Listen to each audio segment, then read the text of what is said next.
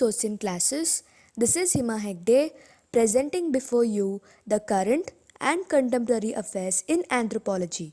The first topic for the day is Christmas and anthropology. Understanding the anthropology of a cultural Christmas offers diverging perspectives on the festive holiday. More than just a distinct day in the December calendar, Christmas time illuminates culture values that tell endless stories about our society and what we adore. Moreover, the gift exchange is a crucial foundation for many Western Christmas celebrations. But the symbols and meanings imbued within the seemingly materialistic practice tell more profound stories of culture and living. By unwrapping the layers of gift exchange in different cultures around the world, we can challenge the pervasive Western perspective on the purpose of giving and receiving. Now let's talk about the origins of a cultural Christmas, that is, a Christian ritual. As suggested by its name, Christmas has roots in one of the world's largest religions, Christianity. For Christians, Christmas is an English term for Mass on Christ's Day, meaning the celebration or memorial of Jesus Christ's birth. Around the 3rd century AD, people began to celebrate Christmas as a Christian holiday.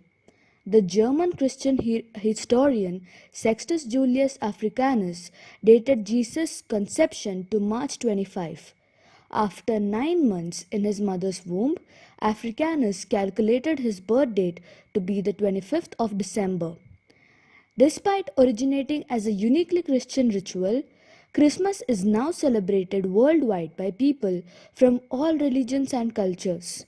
Many of those who celebrate the festive holiday today are unaware of its cultural origins but choose to participate anyway for the love, family, and celebratory elements that now dominate the modern perceptions of Christmas. If we were to talk about the cultural Christmas commercialized in the Western world, what began as a religious celebration has morphed into a commercial enterprise in many parts of the world. The origins of gift giving lie in the story of 3 wise men who traveled to Jesus after his birth, offering gifts of gold, frankincense, and myrrh. But unlike today, the 3 wise men brought only one gift, with each holding symbolic meaning. Perhaps we need a return to minimalism and a heightened appreciation of symbolic value over excessive material consumption.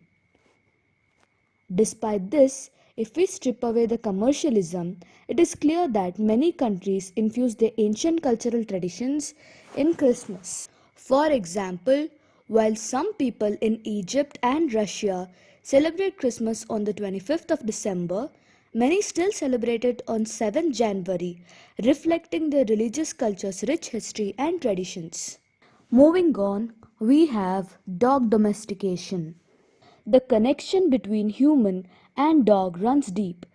Early signs of domestication date back to 33,000 years ago, and unambiguously domesticated dogs are common in the archaeological record beginning 15,000 years ago. The pairing makes for a striking case in coevolution. No other species has been so thoroughly integrated into human society. Dogs are our sentinels and shepherds, hunting partners and cancer detectors. And more importantly, to those of us who have had dogs in our lives, they are our dearest friends.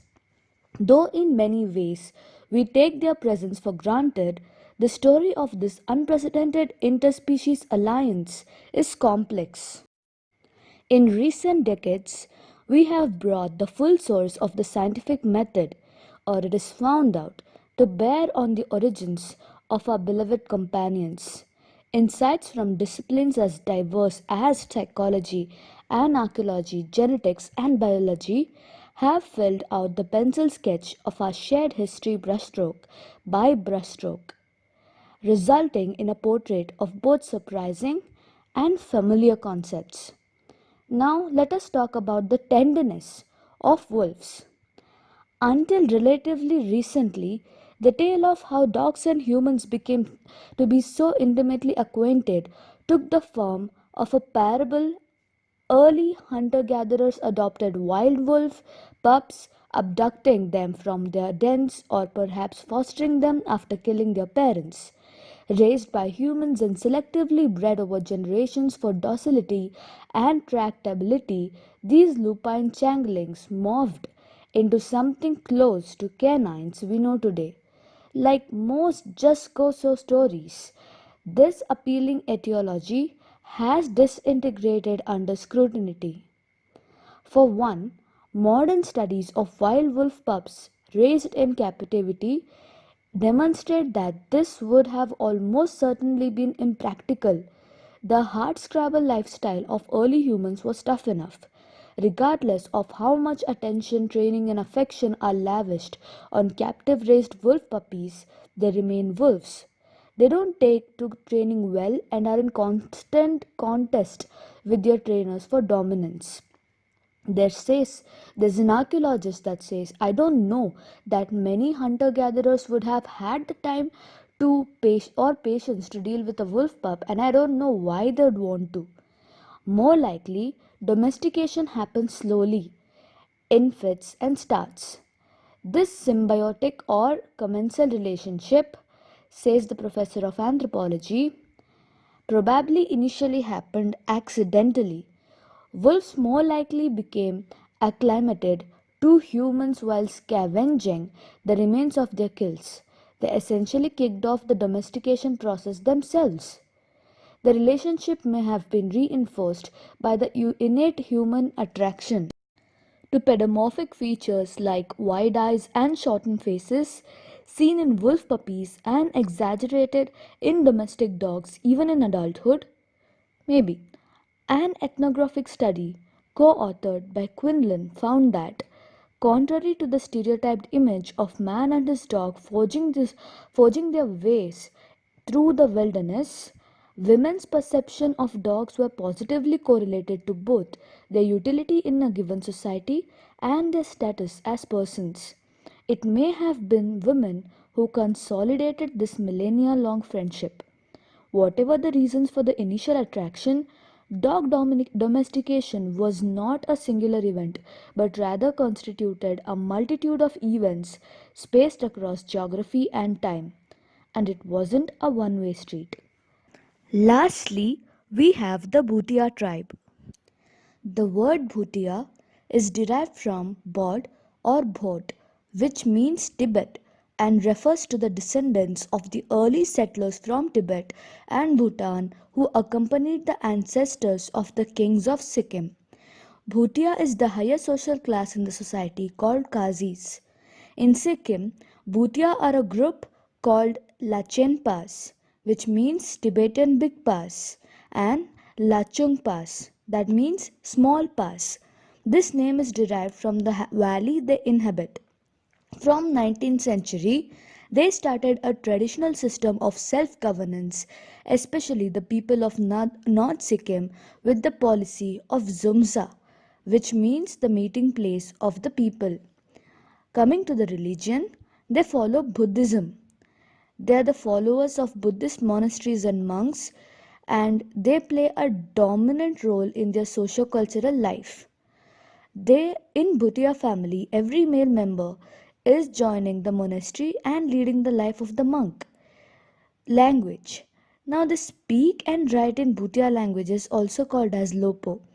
Their script, language, religion, dress and ornaments are similar to the Tibetan communities. Most of the Bhutia people practice their language from Nyingma school, which is followed by the Kagyan school of Tibetan Buddhism. Now, if we were to talk about their traditional costume, the men wear baku and a kho, that is a long sleeved coat.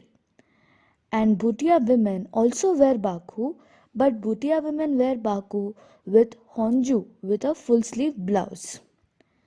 If we were to talk about festivals, they celebrate Losong, and the word Lo means year and Song means celebrate. This is the moment to offer farewell to old year and welcome the new year. This festival is started from the onset of Dawa Chukchi, means the 11th month in the Buddhist calendar, in the end week of December, and the celebration lasts for a week. Coming to the traditional food, Bhutia people eat meat and rice with animals fat fried, vegetables, and their snacks include momos, khudi, and beaten rice like chadung basu and sayo basu. Bhutia people's favorite drink is chadung or chang, which is made of fermented barley or millet. It is served in bamboo containers called tongba, and people drink it with the help of a straw. So that is it for today. Hope you found it informative. Thank you.